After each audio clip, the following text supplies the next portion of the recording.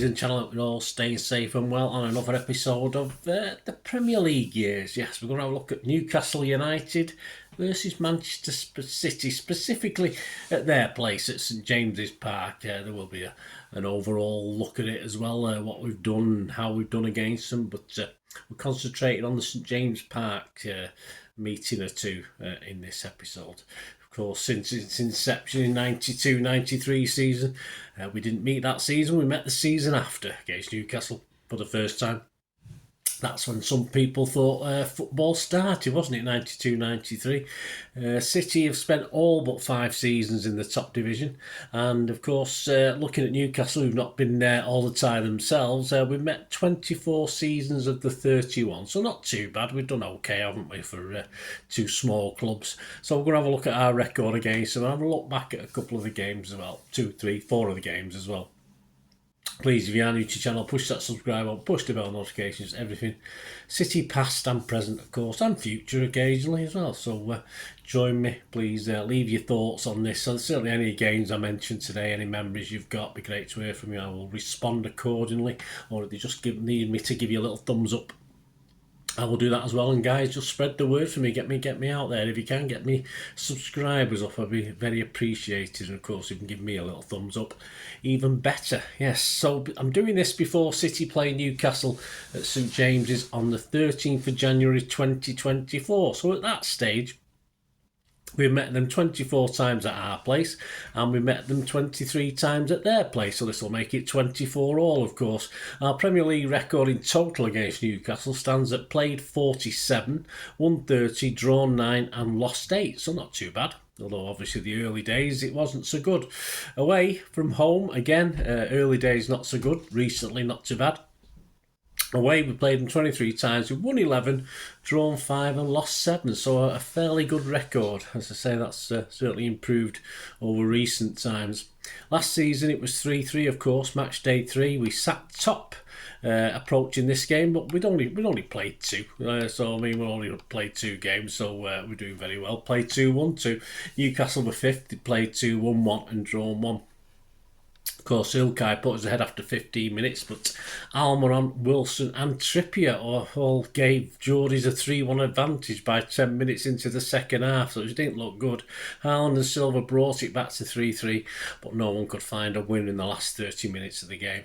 Our biggest loss ever was on the 22nd of November 2003. In the Premier League, and that was a 3-0 loss. The teams had gone in at half-time 0-0 after City had made a promising start, but goals from Amiobi on 57 minutes and Shearer with a double. Remember him? What happened to him? Wonder what happened to Alan Shearer? And Shearer with a double on 77 and 85 minutes to finish complete the 3-0 victory for Newcastle. The teams that day: Given, Hughes, Bramble, Woodgate, Bernard, Dyer, Bowyer. He came on 86 minutes for Dyer. Jenas, Speed, Robert, Ambrose came on for Robert on 88 minutes. Shearer, Amiobi, Luar came on 89 minutes for Amiobi.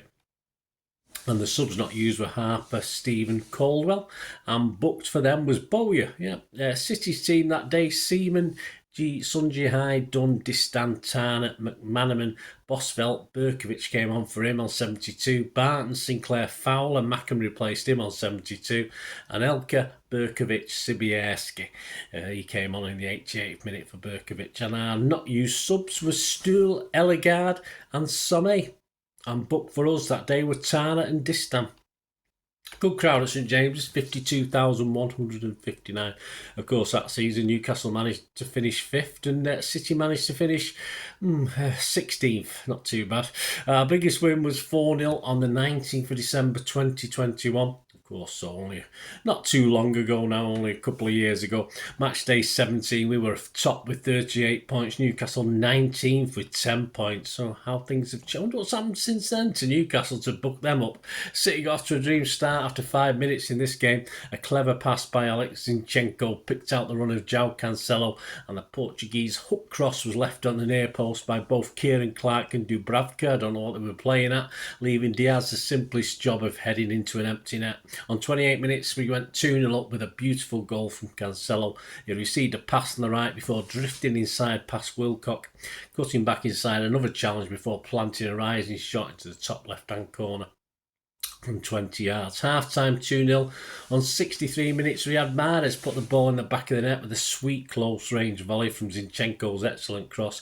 The assistant referee flagged for offside, but VAR confirmed the Algerian had timed his run to perfection. It was his 50th for the club in all competitions and his 11th for the season.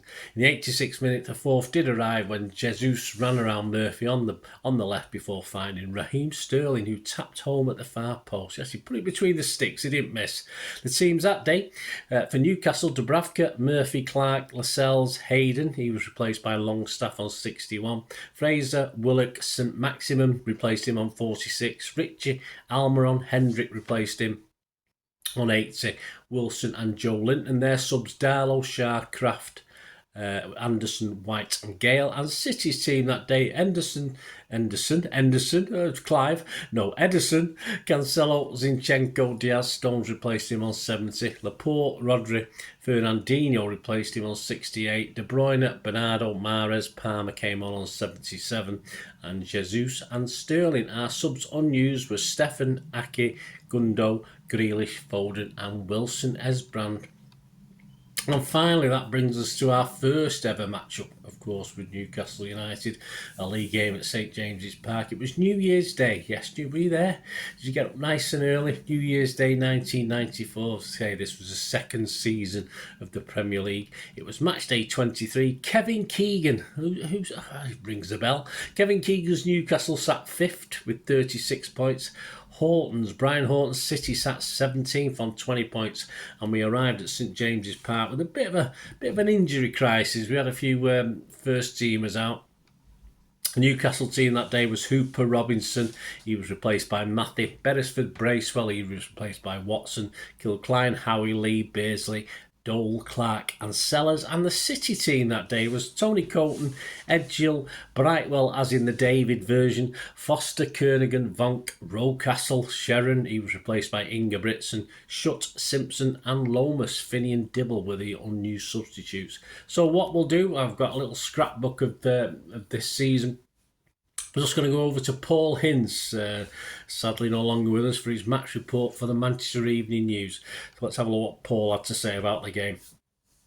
And it finished, well, you'll find out what it finished when we do this. Manchester City are now fighting for their Premiership lives, and while the battle for power at Main Road seems to be reaching its climax, there's no end in sight of the on-field crisis which is threatening City's tenure in the top flight. Saturday's predictable defeat against classy Newcastle has dumped the Blues into the bottom four after a depressing return of just 9 points from a possible 42, which is relegation form by anyone's standards. And it's a measure of that ever-deepening crisis that manager Brian Horton was probably more relieved than angry that his side escaped from St James's Park on Saturday night with nothing worse than a 2-goal deficit.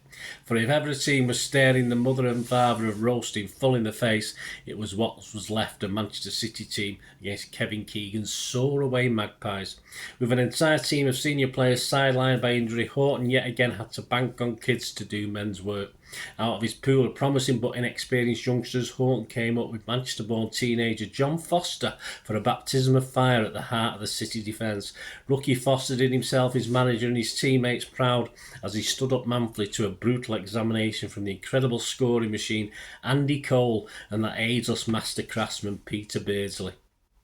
But Foster's sterling display in the most daunting debut imaginable should not disguise the fact that the manager of a club as big as Manchester City should not have to blood a raw youngster at a stage of the season when every point gained is vital for the club's survival. Horton did his best to protect the debut boy by including Foster in a 5-man defence in a clear damage limitation exercise.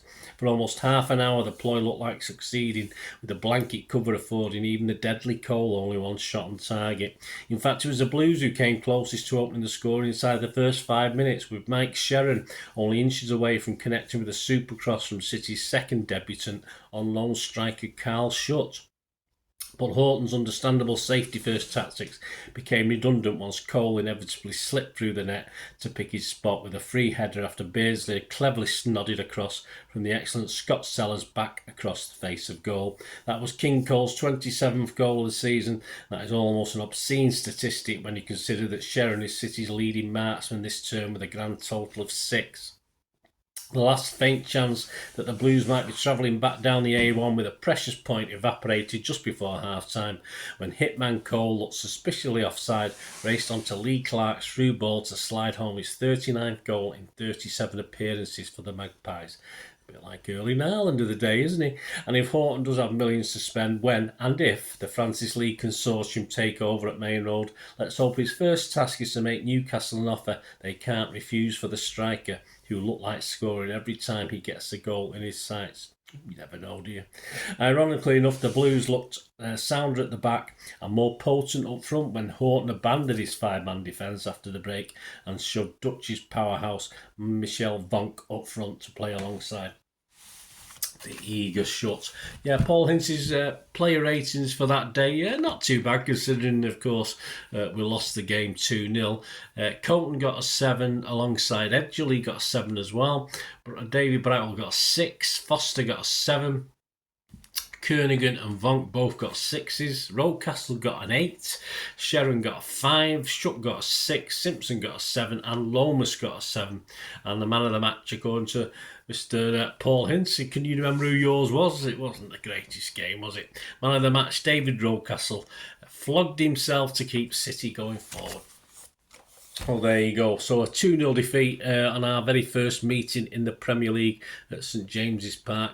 And that result left City one place above the relegation zone and moved Newcastle up to 4th.